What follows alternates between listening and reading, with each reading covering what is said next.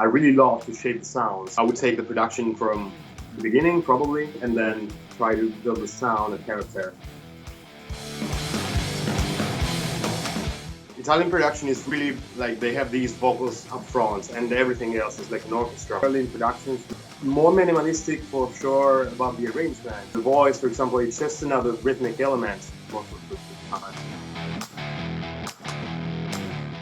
You're gonna be fired a lot of times. In the long term, it's going to give you good satisfaction because you're going to do your work and it's gonna sound like it's your own work and nobody else's. So then you're gonna gain a lot of new customers because they like the sound that you're going for.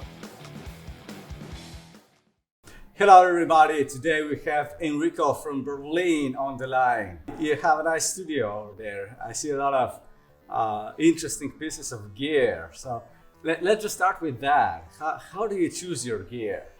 Oh, that's actually a pretty long process. I really like to dive in forums online and go in studios and see what they have. But I think I want to get the most of hybrid mixing and recording, so I go a lot with digital. And at the same time, I try to complement with really good pieces of gear in the analog world. And I really love vintage gear. So sometimes I would buy a tape machine, like this one, for example.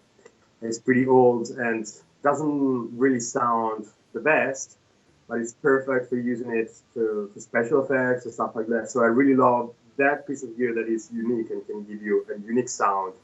So you can like put a signature on what you're doing. Great. So what do you actually do? I really love to shape the sounds more than like recording the takes. So I would take the production from the beginning, probably, or where it needs to be taken, and then try to build the sound and character for an album or an EP or whatever. If I'm not mistaken, you're actually from Italy. Do you think that the music industry in Berlin is more fruitful, better than in Italy? Where I came from, like everybody was doing something, but with not too many high hopes. And I met a lot of people here that really believe what they are doing, so they're completely devoted to that. And there's a really nice club scene. The underground really does very well. There's a lot of experimental music and jazz and everything. I really love it. I was surprised at how many studios and rehearsal space there are here. Like these big buildings of, I would say, 10 floors, and each of these 10 floors they have three, corridors full of rehearsal spaces. And in just one building, there would be, I think, like 50 studios or rehearsal spaces. What's your take on the quality of production comparing the Germans and the Italians? The Italian way of producing things, I think it's very, very centered on voice. Because we have a good tradition of good singers. They say like bella voce. Italian production is really like they have these vocals up front and everything else is like an orchestra, which plays back. Berlin productions, which are, as you said, like really intensely groovy and full of percussive elements, more minimalistic for sure about the arrangement. And when it comes to the voice, for example, it's just another rhythmic element most of the time. When you're producing, what's your workflow? If I can, if there's like enough space to do that and time, I really love to do pre-production together. Like we just take the songs at a demo level and see what is the high point, like the strongest parts or the strong idea behind that, and then we can work around that. I have to say I really love fancy studios, but sometimes I really like to go with what we have, like trying to keep it underground and spend more time together, like recording the riffs good on a groovy way. And then when everything is done, then okay, maybe we need a fancy studio or maybe not. Maybe we keep it like lo-fi. Each project is really different. It's not like constantly done in the same studio in the same way. We try to keep things changing. So what would be your essentials?